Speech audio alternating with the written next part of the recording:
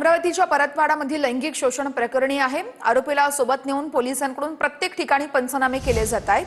परतवाडामधील cafe pizza हबमध्ये देखील पोलिसांकडून पंचनामे करण्यात आलेले आहेत आणि याच पंचनाम्यांदरम्यान आता काही हाती लागतंय का हे पाहावं लागेल। पोलिसांकडून पुढील सखोल तपास सुरू आहे। अमरावतीच्या परतवाडामधील तरुणींचं लैंगिक शोषण प्रकरणी आता आरोपीकडून जप्त केलेल्या 5 पैकी 3 मोबाईलचा डेटा रिकव्हर करण्यात आलाय। फॉरेन्सिक लॅबकडून आरोपींच्या मोबाईलमधील डेटा रिकव्हर करण्यात आलेला आहे। मोबाईल डेटामधून धक्कादायक माहिती समोर येण्याची शक्यताही वर्तवली जाते।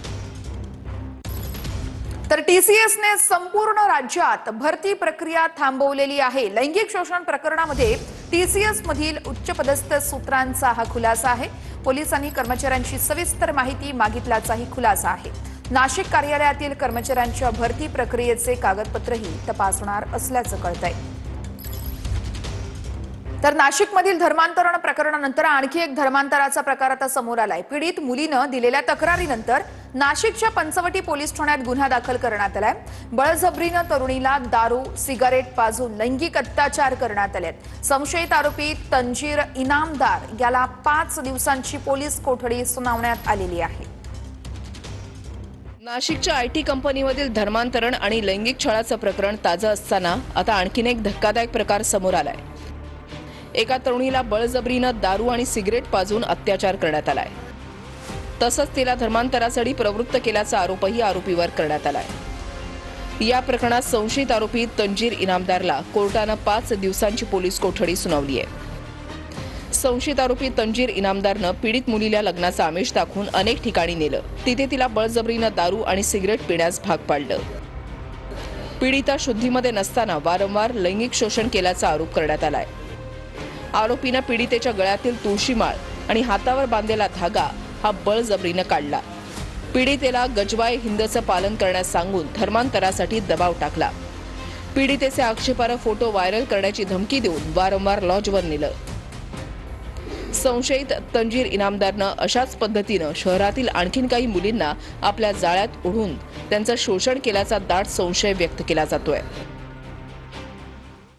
तर तिकडे अकोल्यामध्ये लव जिहादनं पुन्हा एका तरुणीचा जीव घेतल्याचा आरोप केला जातोय। भाजपचे खासदार अनिल बोंडे यांनी खळबळजनक आरोप केलेला आहे। जळालेला विभस्त्र अवस्थेत तरुणी आढळल्याचा हा आरोप आहे। पीडितेचं धर्मांतरण करून नाव बदलल्याचाही आरोप बोंडेंनी केलेला आहे। आरोपीवर कठोरात कठोर कारवाई करण्याची मागणी अनिल बोंडे करत आहेत। ही केस फास्ट ट्रॅक कोर्टामध्ये चालली पाहिजे। ताबडतोब तातडीनं याचा संपूर्ण उलगडा की यांनी 10 महिनेपर्यंत तिला कोणता त्रास दिला, कोणते वाईट कामं करायला लावले, धर्मांतरासाठी कसा दबाव आणण्यात आला, तिला धर्मांतर का करायला लावलं आणि शेवटी तिचा जीव घेतला। तर या सगळ्या गोष्टीची उकल व्हावी। धर्मांतराचाही गुन्हा, जबरीने धर्मांतराचा गुन्हा सुद्धा लागला पाहिजे आणि फास्ट ट्रॅक कोर्टामध्ये घेऊन या सादिक शहाला आणि त्याला मदत करणाऱ्या त्याच्या आईवडिलाला, त्याच्या भावाला आणि त्या सगळ्यांना फासावर चढवलं पाहिजे। भोंदू खरातच्या मोबाईलचा डेटा रिकव्हर करण्यात आलेला आहे। यामुळे कॉल, चॅट आणि व्हिडिओ यासह सगळं काही समोर येणार आहे। खरातच्या मोबाईलमधून डर्टी सिक्रेट्सही समोर येण्याची शक्यता वर्तवली जाते। खरातचा डिलीट मोबाईल डेटा रिकव्हर झाल्याची माहिती आता मिळते। खरातने पुरावे नष्ट करण्यासाठी चॅट्स, फोटो, व्हिडिओ हे डिलीट केलं होतं, मात्र सगळं काही आता रिकव्हर झालं असल्यानं अनेक कारनामे पुन्हा एकदा या खरातचे समोर येण्याची शक्यता वर्तवली जाते। नाशिक भोंदू अशोक खरातचा पाय आणखी खोलात जाणार आहे। त्यामुळे आता खरातच्या मोबाईलमधून डर्टी सिक्रेट्स समोर येण्याची शक्यता वर्तवली जाते। भोंदू खरातच्या मोबाईलचा डेटा रिकव्हर झालाय। त्यामुळे कॉल, चॅट आणि व्हिडिओ सगळं काही समोर येणार आहे। खरातने पुरावे नष्ट करण्यासाठी चॅट्स, फोटो आणि व्हिडिओ डिलीट केले होते। अनेक धक्कादायक खुलासे होणार असून भोंदू खरात कुणाच्या संपर्कात होता आणि आर्थिक कनेक्शनही उघड होण्याची शक्यता आहे। भोंदू खरातला 5व्या गुन्ह्यात व्हीसीद्वारे कोर्टात हजर केलं जाणार आहे। खरातला 4थ्या गुन्ह्यात 30 तारखेपर्यंत न्यायालयीन कोठडी सुनावण्यात आली आहे। तर आज पुन्हा 5व्या गुन्ह्यात खरातला कोर्टात हजर करणार आहेत।